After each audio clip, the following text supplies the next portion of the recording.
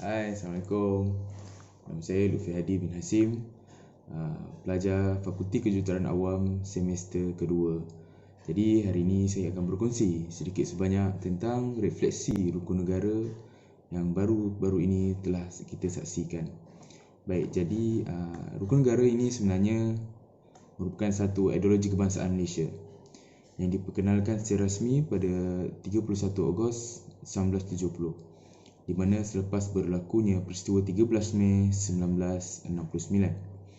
Jadi tujuan sebenar rukun negara ini adalah untuk membentuk kepribadian rakyat negara ini sebagai bangsa Malaysia yang bersatu padu.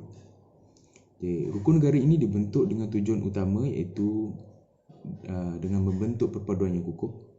Prinsip-prinsip yang terkandung dalam rukun negara jelas merupakan kunci kepada keharmonian dan perpaduan kaum demi kejayaan dan kestabilan Malaysia.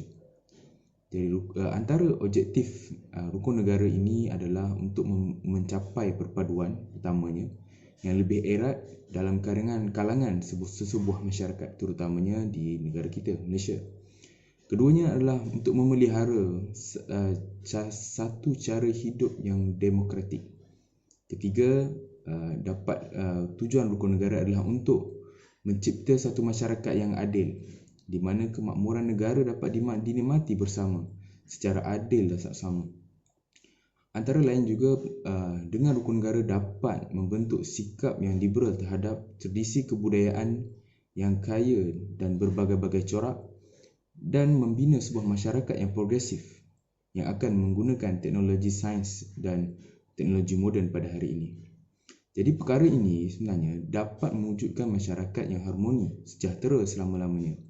Justru kepentingan penghayatan rukun negara ini adalah dapat melahirkan rakyat yang taat kepada agama dan patuh kepada undang-undang dan peraturan negara yang ditetapkan. Salah satu prinsip rukun negara yang selalu kita sebut adalah kepercayaan kepada Tuhan dan kedaulatan undang-undang. Hal ini demikian kerana semua agama telah mengajak manusia melakukan kebaikan dan menjauhi kejahatan. Rakyat yang mendekatkan diri dengan Tuhan secara tidak langsung akan menghindarkan diri daripada melakukan gejala-gejala yang tidak elok seperti ajaran sesat, rasuah, pecah manah dan sebagainya. Individu yang patuh pada agama dan undang-undang ni memang tidak akan langgar undang-undang yang telah ditetapkan untuk kebaikan semua, bukan kebaikan diri sendiri tapi untuk kebaikan semua masyarakat, dan dapat melahirkan masyarakat yang taat pada agama dan patuh pada undang-undang. Tapi pada hari ini, apa yang kita lihat? Penghayatan terhadap rukun negara ini semakin berkurangan, terutamanya di kalangan generasi muda pada hari ini yang amat membimbangkan.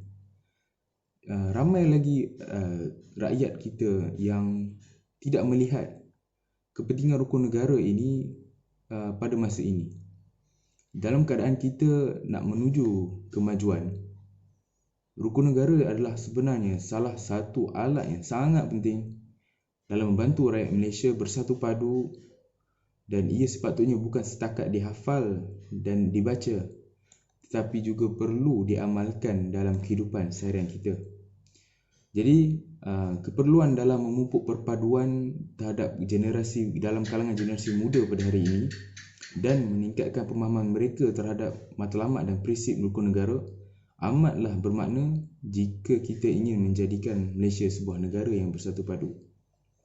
Sebelum saya mengakhiri video saya, Imam Al-Ghazali pernah berpesan, jika kamu ingin melihat masa depan sesebuah negara, lihatlah keadaan generasi mudanya yang ada pada hari ini sekarang. Jadi kita lihat apa yang ada pada generasi muda kita akan datang, yang ada sekarang adalah apa yang kita akan nilai pada sesebuah negara itu akan datang.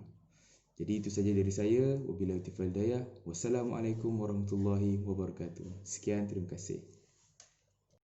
Sebelum saya mengakhiri video saya, Imam Al-Ghazali pernah berpesan, jika kamu ingin melihat masa depan sesebuah negara, lihatlah keadaan generasi mudanya yang ada pada hari ini sekarang.